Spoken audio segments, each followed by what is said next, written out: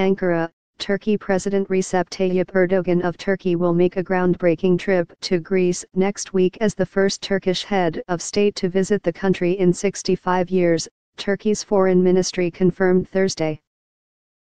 Mr. Erdogan is scheduled to visit Greece on December 7 to 8, Turkey's Deputy Prime Minister, Hakan Çavuşoğlu, announced this week.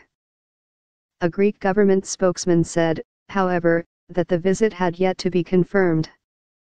Mr. Erdogan has visited Greece before twice as Prime Minister in 2004 and 2010, and Prime Minister Binali Yildirim visited in June, but there has not been a visit by a head of state since Turkey's third president, Celal Bayar, made a trip in 1952. Relations between the two Mediterranean neighbors have been antagonistic for much of the past century. The 1990s brought a thaw when Greece extended humanitarian assistance after an earthquake, and Turkey's negotiations to join the European Union brought them closer. But Turkey's relations with Europe and the United States have deteriorated as Mr. Erdogan has been moving away from the West and its NATO allies and has made a point of looking east to Iran and Russia and the Middle East. Critics of Mr. Erdogan complain that Turkey has alienated former Western allies and has become increasingly isolated, and in that sense an improvement of ties with Greece will be welcomed all around. 3 large-scale joint projects, a border bridge, ferry connections, and a high-speed train connection, are under negotiation between the countries ahead of a cooperation meeting in February, Mr. Çavuşoğlu, the Deputy Prime Minister, said. Other bilateral issues include the stalled peace process over Cyprus, the waves of immigrants that have moved in recent years from Turkey into Greece, and the problems facing Turks living in Greece and Greeks in Turkey, the foreign ministry said.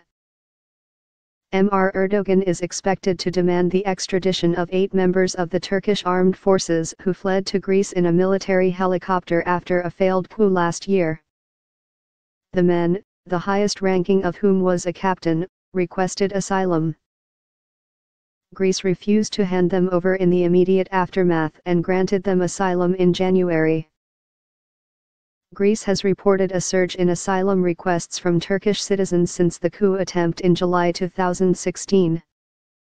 Nearly 1,000 people applied in the year after that episode.